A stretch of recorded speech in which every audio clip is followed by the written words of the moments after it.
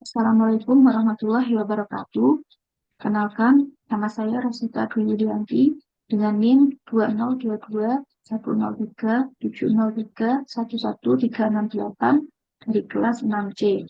Di sini saya akan mempresentasikan hasil laporan proyek untuk memenuhi nilai ujian tengah semester mata kuliah Data Informasi dan Pengetahuan. Sebelumnya di sini saya akan memperlihatkan proyek yang saya pilih. Di sini saya mengikuti proyek dari platform Udemy, yaitu kelas Data Analis Python 2025 dan proyek New Update SQL. Di sini temanya, overview-nya, bahasa Python untuk analisis data dan visualisasi data, disertai list latihan proyek update terbaru tentang SQL. Jadi di sini course-nya ada beberapa section. Nah, setiap section atau setiap materi itu diselingi beberapa kuis. Jadi setiap habis ada materi itu terdapat kuisnya. Kurang lebih seperti ini.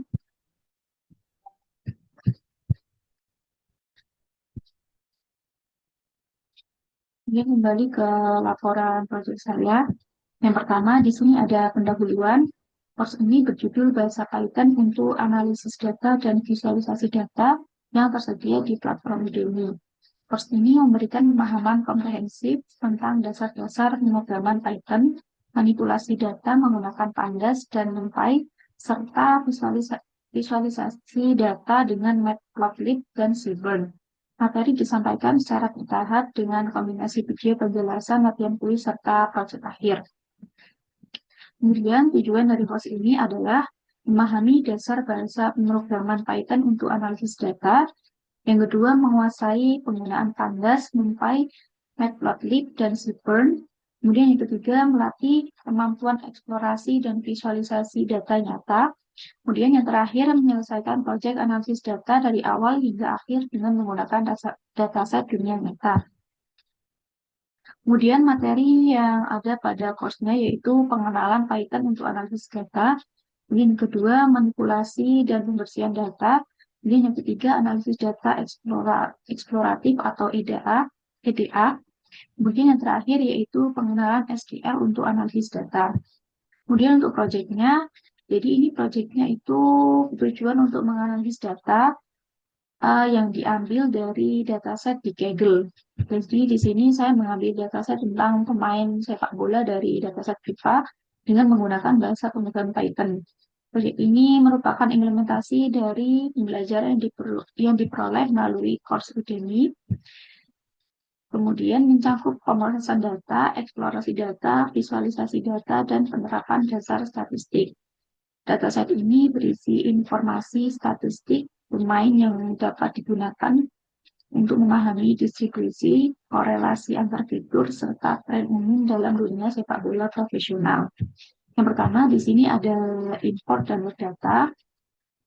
Ini ada mengimpor library yang dibutuhkan, pandas untuk manipulasi data, NumPy untuk perhitungan numerik, Matplotlib, PyPlot, dan Seaborn untuk visualisasi.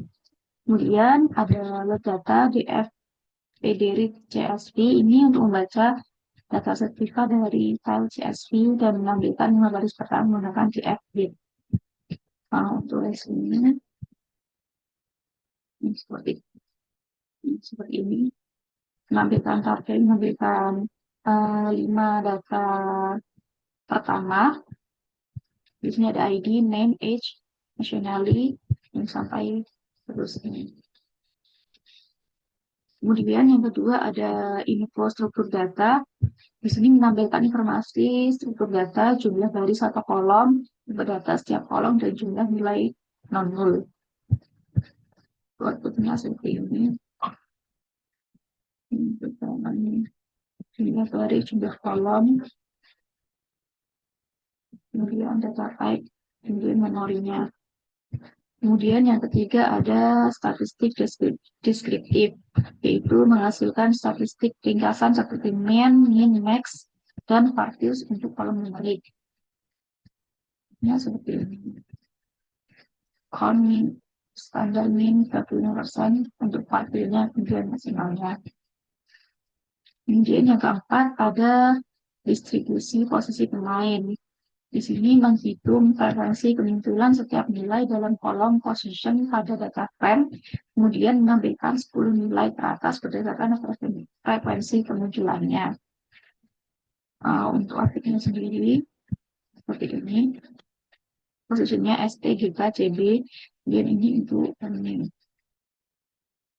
Kemudian lanjut yang kelima yaitu headmap korelasi. Di sini memilih hanya kolom numerik, menghitung korelasi antar kolom, lalu memvisualisasikan dalam bentuk headmap untuk melihat hubungan antar fitur. Outputnya seperti ini.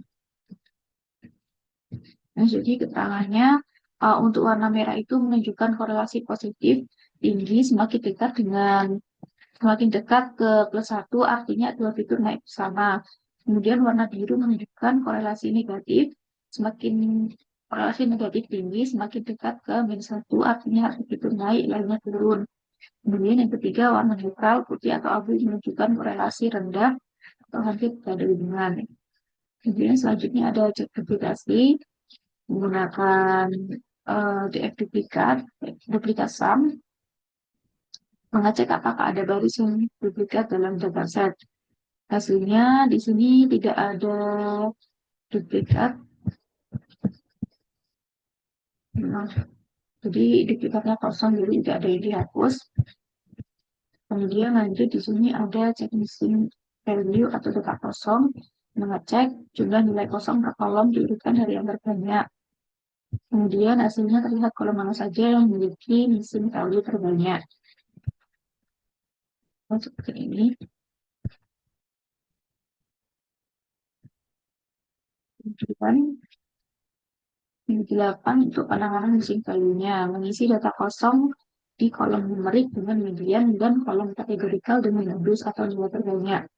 Hasilnya semua missing value berhasil ditangani. Outputnya seperti ini. Kemudian hapus kolom tidak relevan. Menghapus kolom yang dianggap tidak penting atau banyak missing value. Kemudian hasilnya 3 kolom tersebut hilang dari dataset. Kolom yang dihapus adalah loaded column, joined, sama release clause.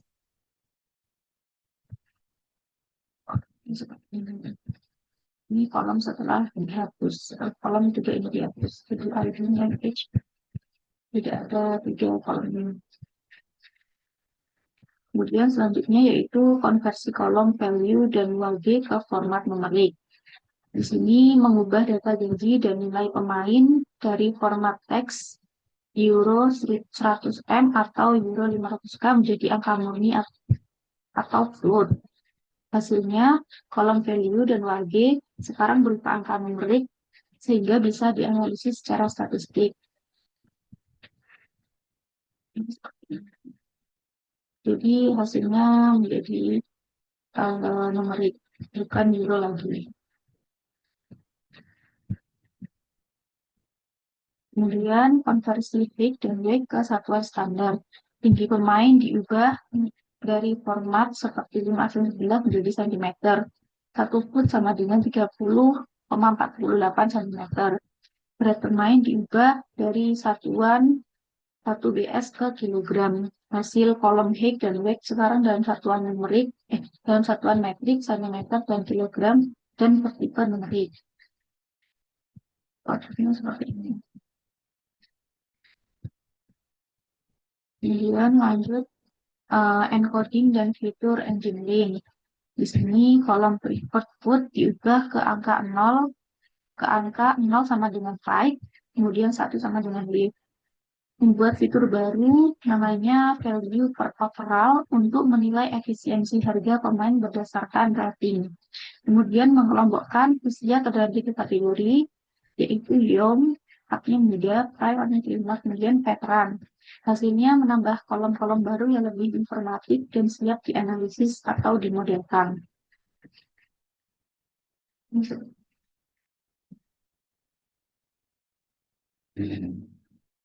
Kemudian Lanjut pemrosesan tanggal kontrak.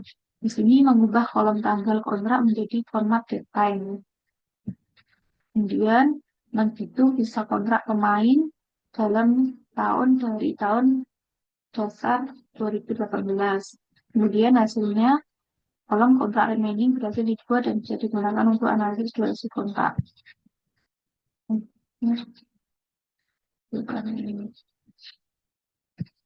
Kemudian selanjutnya ada deteksi outlier. Gunakan EQR untuk mendeteksi outlier pada kolom value per tanggal. Jadi melawan wakil 0 sampai 0 sampai 0,25 itu artinya kecil, 0,75 itu yang besar. Hasilnya menampilkan jumlah pemain yang memiliki rasio nilai rating yang dianggap terlalu tinggi atau rendah.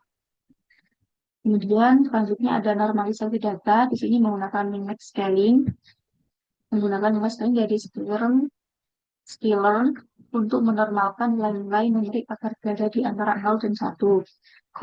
Kolom yang dinormalisasi adalah overall, value WG, height, weight, dan value per overall.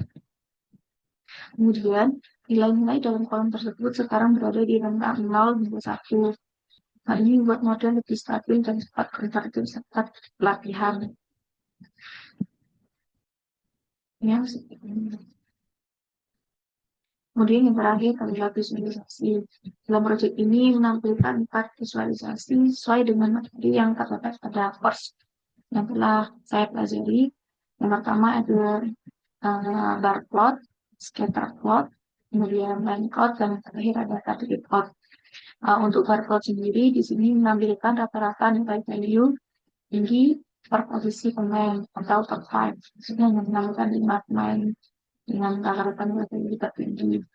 Kemudian untuk line scatter plotnya menampilkan distribusi dan pola hubungan antara nilai keseluruhan dan data berdasarkan kelompok usia. Ini ada overall sebagai nilai keseluruhan, kemudian WG sebagai upah gaji. Ini di sini tahun usianya yang ini ditandai dengan warna titik biru, kemudian time dengan titik oranye dan tekan dengan titik hijau. Kemudian untuk line plotnya di sini rata-rata value berdasarkan usia, menampilkan analisis tren atau peleburan usia dan nilai seperti ini. Ini yang terakhir ada KDI plot menampilkan distribusi nilai atau value per overall. Untuk hasilnya rata-rata value tertinggi posisi LF atau leg forward memiliki nilai rata-rata tertinggi sekitar 0,145 euro, diikuti oleh RF atau right forward sekitar 0,11 euro, kemudian LKM sekitar 0,055 euro, kemudian LKM sekitar 0,045 euro, dan terakhir ada lipstick striker sekitar 0,041 euro. Ini menunjukkan bahwa posisi penyerang sayap LF dan RF memiliki nilai rata-rata lebih tinggi dibanding posisi lainnya. Kemudian untuk hasil dari hubungan antara overall dan WG, pemain usia prime atau yang ditandai dengan key offense mendominasi pada kisaran overall tinggi dan gaji tinggi, dan beberapa pemain memiliki gaji mendekati 1,0 atau skala sudah dinormalisasi. Kemudian pemain veteran yang ditandai dengan titik hijau juga ada yang mencapai gaji tertinggi, yaitu sekitar 1,0, namun distribusinya lebih menyebar. Sementara pemain biong yang ditandai dengan titik biru umumnya berada di kisaran overall rendah dengan gaji di bawah 0,2, menunjukkan bahwa mereka masih dalam tahap perkembangan. Jadi gaji tertinggi di grafik ini sekitar 1,0 yang dimiliki oleh pemain prime dan vertikal dengan nilai overall sangat tinggi. Ini yang ketiga ada rata-rata value di sana sih, hasilnya bahwa nilai pemain meningkat seiring bertambahnya usia hingga mencapai puncaknya di usia sekitar 27 sampai 28 tahun. Di sini 27 sampai 28 tahun. Dengan rata-rata value mendekati 0,03 euro.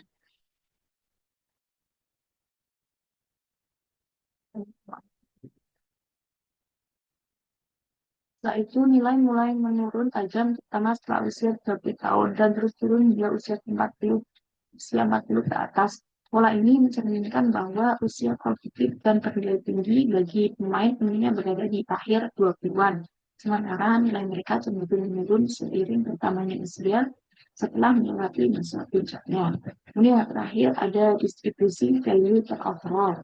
Terlihat bahwa sebagian pemain memiliki rasio ini di bawah 0,05 yang ditentukan oleh puncaknya kerapatan atau density yang sangat tinggi di dekat 0.